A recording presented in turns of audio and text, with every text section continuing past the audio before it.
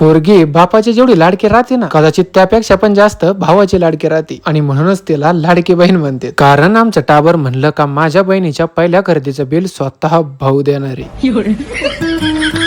तर रामकृष्ण हरी मंडळी, आई आणि वहिनी सोबत आमचं टाबर आम्हाला घेऊन चालू होतं श्रीरामपूरला. आणि कशासाठी, तर त्याच्या लाडक्या बहिणीला पहिली खरेदी म्हणून ओम पान घेण्यासाठी. आई आणि वहिनीला म्हणलं का तुम्ही निवडा आणि शेवटच्या 2-4 मध्ये जर कन्फ्युजन राहिलं तर मग आम्हाला विचारा. तर मी मठ्ठाप येतो आणि टाबर आराम करेन. आणि अशा टायमाला कळतं का माणसालाही सरळ साधे राहते. कारण मला तर सगळ्या डिझाईन सारख्याच दिसत होत्या, पण आई आणि वहिनीला प्रत्येकीमध्ये काही ना काही फरक दिसत होता. आणि मग रिॲक्शन अशी होती. आणि आधीच कन्फ्युजन मध्ये असलेल्या मला आई आणि वहिनीने हे विचारलं, कोणतं आवडलं? आणि जिथं प्रश्न मोठे राहते तिथं शुभम भाऊ गॉगल काढून निर्णय घेत असते. आणि तसं तर सोनं 5-1 किलो घ्यायचं होतं, पण साध्या सोने खरेदी कमी करायचं आवाहन केलेलं आहे. त्याच्यामुळे मग मी छोटंसं ओमपान घेतलं आणि मग टाबर म्हणलं का चला आता कापड खरेदीला.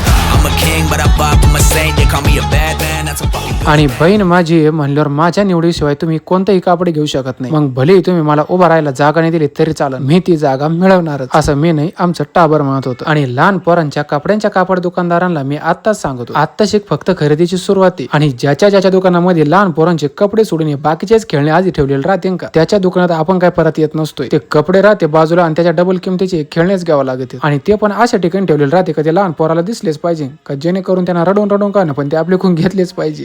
काय